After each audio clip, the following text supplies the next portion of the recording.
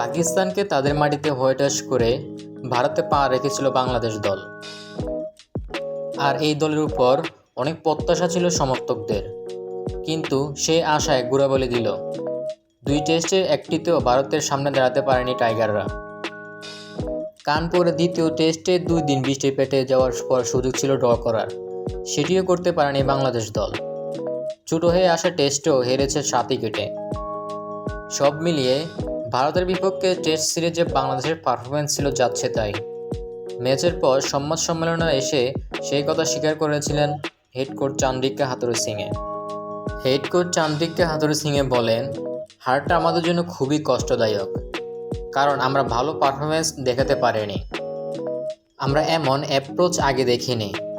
রোহিত শর্মা এবং ভারতীয় দলকে কৃতিত্ব দিতে হবে, তবে এমন হার কষ্টদায়ক।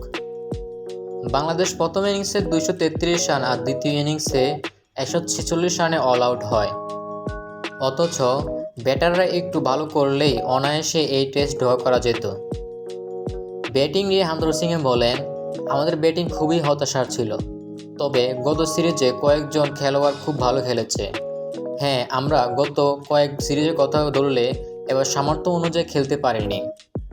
ব্যাটিং খারাপ হওয়ার একটা কারণ হতে পারে প্রতিপক্ষের মান। আমরা জানি তারা কতটা ভালো দল, স্কুলে অনেক উঁচুতে। আমরা এখন থেকে অনেক কিছু শিখব, আমাদের এগিয়ে যেতে হবে। চান্দ্রিকা হাথুরুসিংহে আরও বলেন, ভারতে এসে তাদের বিপক্ষে খেলা অবশ্যই কঠিন, তবে আমরা জানি আমাদের কতটা উন্নতি করতে হবে। পাকিস্তানের বিপক্ষে সিরিজ জয়ের পর ভারতের ভালো কিছু আশা করা ছিল, কিন্তু হতাশা করেছে শিষ্যরা।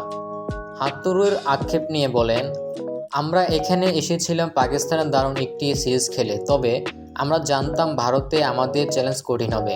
যদিওবা আমাদের পারফরমেন্সের কথা বললেন, তবে ভালো কিছু হয়নি। এরকম নতুন নতুন ভিডিও পেতে আমাদের সঙ্গে থাকুন। ধন্যবাদ।